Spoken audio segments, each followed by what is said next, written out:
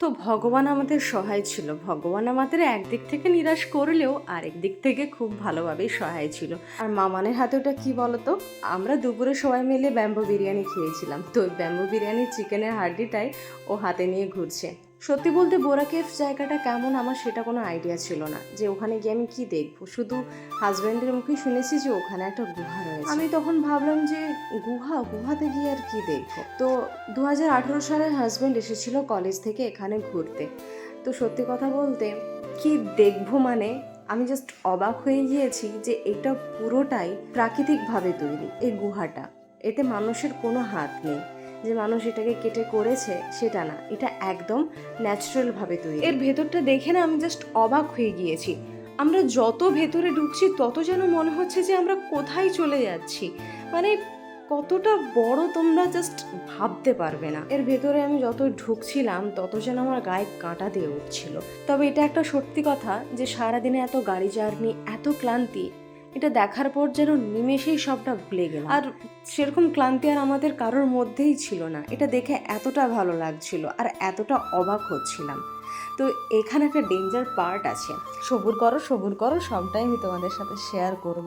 নিচে তো সবাই মিলে একদম জোশ নিয়ে দম নিয়ে নেমে চলে গেছি। ওঠার সময় যে কষ্টটা হয়েছে তখন মনে হচ্ছিল যে আর বেশি দূর না গেলেই বোধহয় ভালো হতো। তো চলো এবার তোমাদের সাথে সেই ডেঞ্জার পার্টটা আমি শেয়ার করি।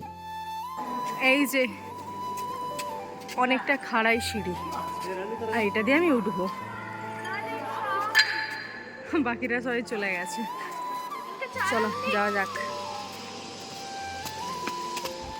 আমি জুতো খুলে দিয়েছি যাতে বাবরে স্লিপ করে যায়। সরি ভাই।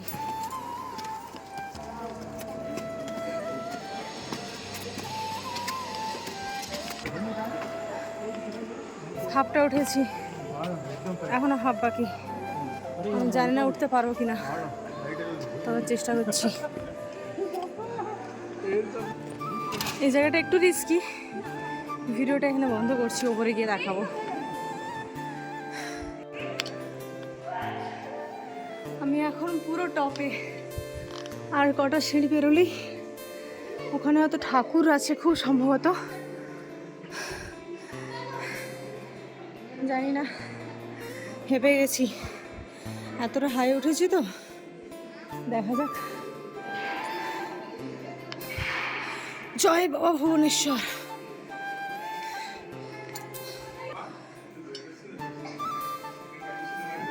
রীতিমতো আমার মাথা ঘুরছে। আমি পেরেছি। আমি গেছিলাম ওখানে, ঠাকুরও দর্শন করে এসেছি, আর ওখানে আমি ছবিও তুলে নিয়েছি ঠাকুরের। ওখানে ভিডিও করতে পারিনি কারণ খুবই অন্ধকার। আমি ছবি তুলেছি, সেটা আমি ভিডিওর সাথে শেয়ার করে দেব। চলো এবার নিচে যাওয়া যাক, খোঁজা যাক বাকিদেরকে। যে সব থেকে বড় ব্যাপার, এখানে একটু শেয়ার করে নিই, এখানে আমি কথা বললে কথা আমার বোঝা যাবে। সব থেকে যেটা বড় ব্যাপার, আমি ওপরেই গিয়েছি, যথেষ্ট খাড়াই, যথেষ্ট উঁচু, ঘেমে গিয়েছি পুরো। আমার হাত পা মাথা ঘুরছে, হাত পা থরথর করছে। তাই আমি ভাবলাম এখানে একটু বসে রেস্ট নিয়ে নিই, একটু নিজেকে ঠিক করি, তারপর আবার নামবো।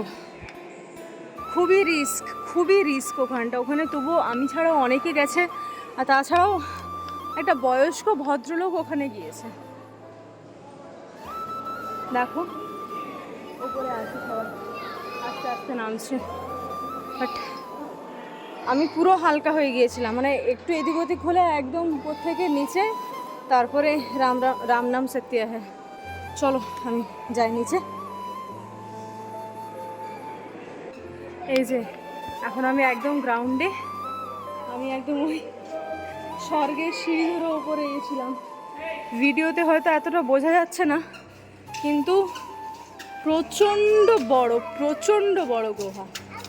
আর ওপরের সিঁড়িটা, মানে যারা তৈরি করেছে তাদেরকে স্যালিউট।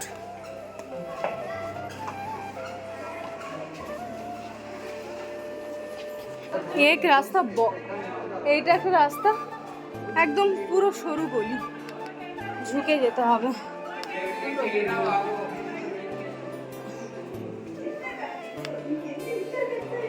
এই রাস্তাটা মনে হয় নতুন হয়েছে।